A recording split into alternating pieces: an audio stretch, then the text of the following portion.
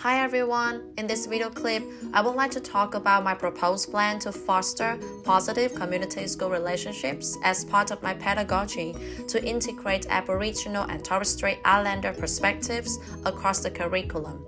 There are three main parts in this plan, including teachers' cultural competence as a lifelong professional development, respect and understanding for students' cultural background, good relationship with community and families.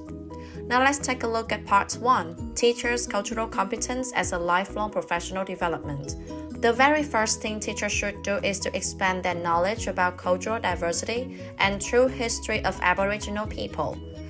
Then they can use their knowledge to blend them into the curriculum using the mapping references to Aboriginal and Torres Strait Islander histories and cultures within the Victorian curriculum.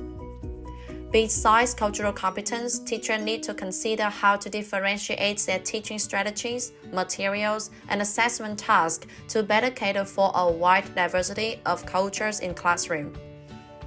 Selecting culturally appropriate materials can be a challenging task. Therefore, teachers should cooperate with their colleagues to critically read, reflect, and decide on appropriate books. Part 2. Respect and understanding for student cultural background.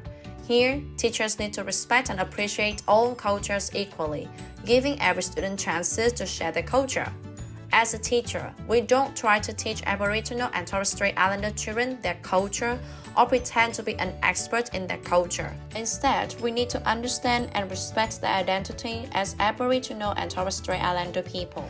To do this, teachers should allow students to be educated in both their mother tongue and standard Australian English. As a result, children may use English words that are affected by their family language, even though they don't actually speak their mother tongue by themselves. This should be accepted as a normal part of their identity by the teachers.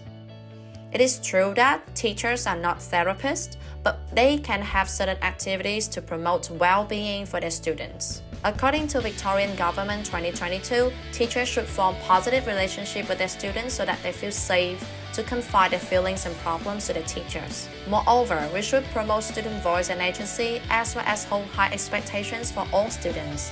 This may help to boost their self-esteem and motivate them to push their limits and get out of their comfort zones. Part 3. Good relationship with community and families. Here, it is important that teachers show their acknowledgement of the place and First Nations people, and ask students to follow as a must-have for a better connection with the land they are in and the original owners of the land. Secondly, the involvement of Aboriginal people in planning and delivering lessons would bring enormous benefits for all stakeholders. This ensures the accuracy of knowledge and appropriate representation to avoid stereotypes and thus brings reconciliation in the long run. Further consultation on the validity and precision of certain textbooks with Aboriginal and Torres Strait Islander local people can also help teachers to choose quality materials for teaching.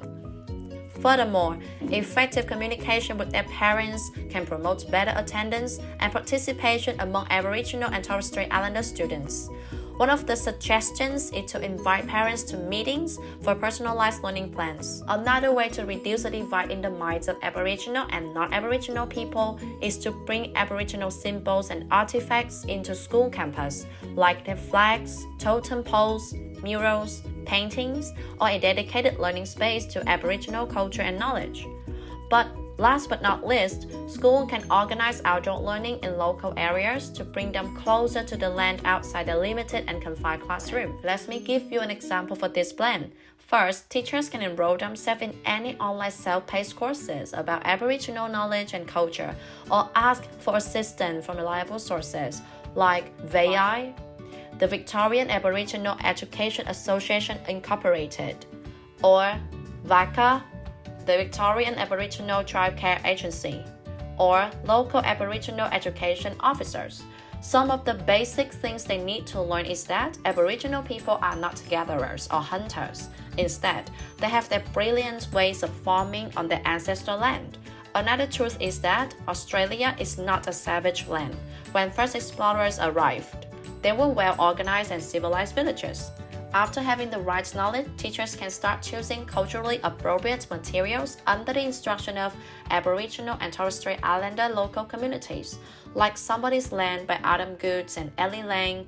Then the next step is to put them into practice. Year 1 students may learn simple poems about seasons and associate particular plants and animals to each season.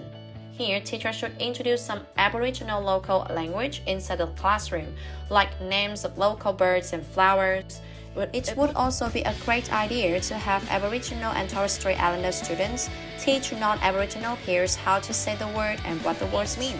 Sharing knowledge about culture can help to raise awareness of cultural diversity and cultural competence for students. This will be a great connection to lands and local communities in lessons. Finally, students do not have to use verbal language to communicate. They can choose whatever way they feel comfortable with, including drawings, paintings, dancing, body movement, or on metacognitive level, introspection and self-reflection. That is the end of my presentation. Thanks for your listening.